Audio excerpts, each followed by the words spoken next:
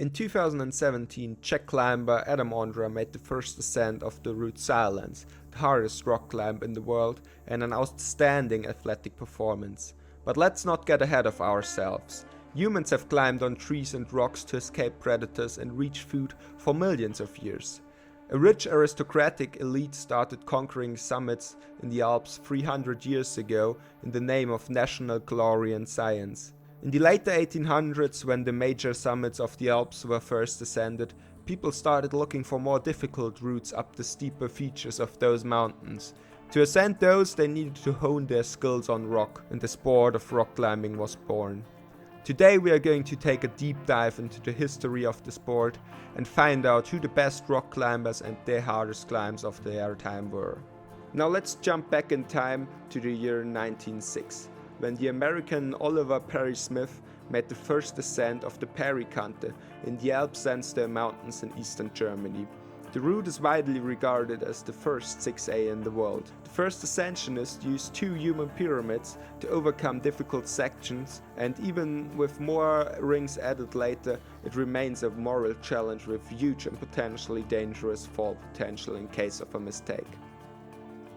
The same can be said for the first 6A Plus and 6B, which are also located in the Alps sandstone mountains and were first ascended by Emanuel Strubig and Hans Rost in 1918 and 1922 respectively. Then World War II happened and climbing in Saxony took a huge hit. After the war and with new technologies such as pythons and dynamic ropes, a bunch of British climbers began pushing the boundaries. In 1945, Chris Preston made the first ascent of the aptly named Suicide Wall 6B+, and 4 years later Peter Harding climbed Demon Ribs 6C at Blackrock, Derbyshire. The hardest route from this period of British dominance is Don Williams' 10-meter high Goliath Burger Badge in South Yorkshire, which he climbed in 1958. The route is described as an unrelenting struggle up the White Crag by the Modern Guidebook, and is about 60+ in difficulty, though it will feel way harder to climbers unfamiliar with the style of White Crag climbing. Meanwhile, across the pond, American climber John Gill was inspired by gymnastics and began applying their training concepts and chalk to rock climbing. Gill is mainly known as the father of modern bouldering, as he was perhaps the first to specialize in finding hard move on boulders. He was decades ahead of all other climbers in terms of pure difficulty that he could do. While he wasn't interested in hard rope climbing, he on-site free-soloed the Thimble, a 12-meter high granite spire in the Needles of South Dakota. He broke through the 512 barrier of the American grading scale, while many of his peers considered 510 as the maximum difficulty, and he did it without ropes or any prior knowledge about the climb. Another American, Pete Cleveland, also had a completely different vision of the sport than his peers. He began strategically working on routes and refining sequences. This led to him climbing Bagatelle 512D in 1969 and Phlogiston 513B in 1977. Those were groundbreaking physical accomplishments and the hardest climbs at the time. However, since he only climbed in top rope, we are going to have to put an asterisk on his ascents. The first lead 512D might go to American Steve Wunsch with his 1974 ascent of Supercrack in the Schwanergangs. The first 513A is quite undisputed, the Phoenix in Yosemite Valley. Ray Jardine, the inventor of modern camming devices, made the first ascent of this overhanging finger crack after 10 days of work. On his ascent he still placed all the gear on lead, but because he had checked out the moves while hangdogging, it also sparked some controversy in the scene. This now completely normal tactic of resting on the rope while checking out moves was frowned upon back then, but it eventually allowed the sport to progress way faster and made high-end grades attainable for more people. Tony Yaniro broke even more ethical standards of the day by climbing the Grand Illusion in Sugarloaf with his gear pre-placed in the crack. His 1979 ascent of this 20-meter overhanging dihedral is widely regarded as the first 513B or 8A in the world. When Americans pushed the sport of climbing in the 70s, they almost exclusively climbed routes that could be protected with gear, and cracks and hard ascents were mostly done ground up. Unknown to them, a sport climbing revolution happened in Central Europe that changed the sport to the way we know it today. Expansion bolts were placed on slabs with features that were climbable but impossible to protect with gear. This allowed for endless more possibilities, and soon the hardest routes in the world would be along a series of limestone pockets and no longer along granite crags. The German Kurt Albert also invented the red point rule system. According to this, a climb only counts as successful if the climber led a route from bottom to top only using his feet and hand on rock. Bolts and gear were only there to stop a fall, but pulling or resting on them rendered an ascent invalid. It was close to my hometown at the Schellnekopf, where the Brit Jerry Moffat climbed an improbable looking slab, the Face.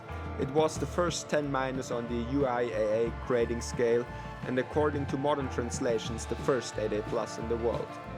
German climbing ace Wolfgang Güllich was unpleased with an Englishman climbing the hardest route around, and after a winter of hard training he sent Kanalmere, the first 8B. This milestone route is almost forgotten about by non-locals and is characterized by two very hard crux moves into a small one-finger pocket and onto the next hold, while standing on terrible footholds. We documented both routes on our Euroclimbs channel if you want to learn more about them. This route also marked the start of Güllich's dominance. A year later he traveled to Australia and climbed Punks in the Gym, a long-standing project on Mount Arapiles, which he gave the grade of 8B+. However, today some people believe this route to be only 8B, which would grant the first 8B+ in the world to Antoine Le Menestrel and his 1986 route La Rage de Vivre. Back in Germany, Güllich worked on a project in the Kottenseer forest. However, holds breaking paradoxically made the climb easier. He was so angry about this that he filled up the new holes with glue and then made the first ascent of Wall Street, 8C. He continued his systematic training approach, but one project on a different crack in the same forest proved to be so hard that he had to invent a completely new training device, the campus board. It allowed him to specifically adapt his fingers to the stress of his project, which felt like an attack on his joints and tissues. After the first ascent in 1991, he aptly named the route Action Directe, after a French terrorist group. He graded it 11 or 9A, which made it the hardest route in the world at that time. Or so everybody thought for a very long time. You may have noticed that we skipped the grade of 8C+. This was first given out the year prior to Action Directe by the Englishman Ben Moon on his route Hubble at the Raventor crag. It has a very hard crux right at the start of the route, and there's an ongoing debate whether it might actually be 9A. The majority of the British climbing scene seems to think so, while most German, including our strongest climber, Alex Megos, think otherwise. It should be noted that Alex did Action Directe in a single afternoon while leaving 2 days for Hubble. World's best climber Adam Ondra also chimed in on the discussion, saying that objectively speaking this important benchmark goes to Hubble, despite him wanting to think otherwise.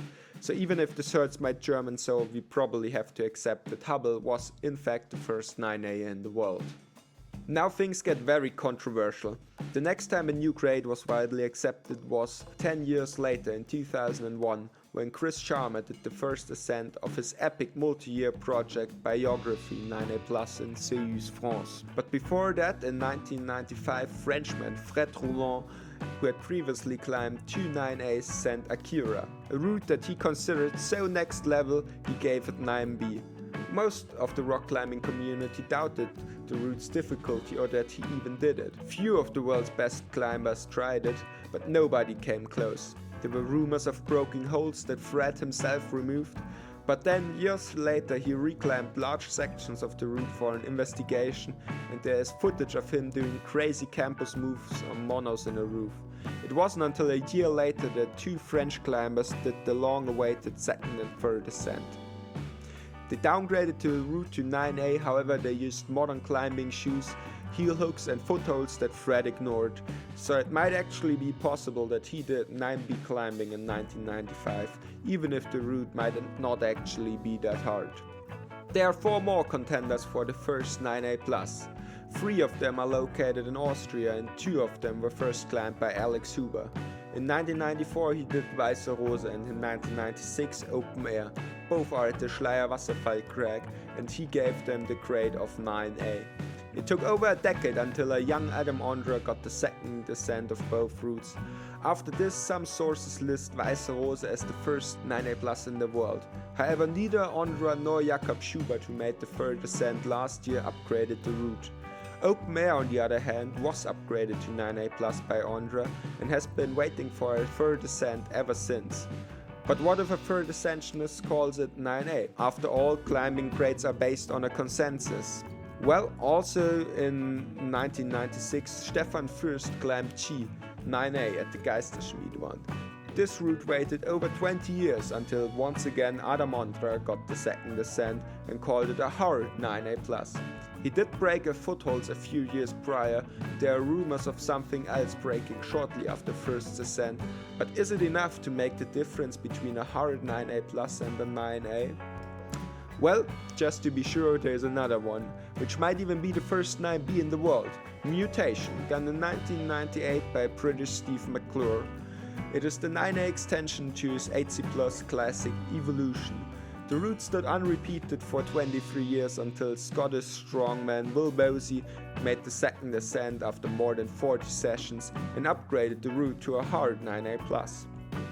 However, if we consider that Bosey has previously climbed 9B in just 3 sessions and did a cutting-edge 9B+ first ascent in just 10 sessions, it makes you wonder if the route might not get upgraded more in the future. In any case, it was an incredible achievement by Steve, far ahead of its time.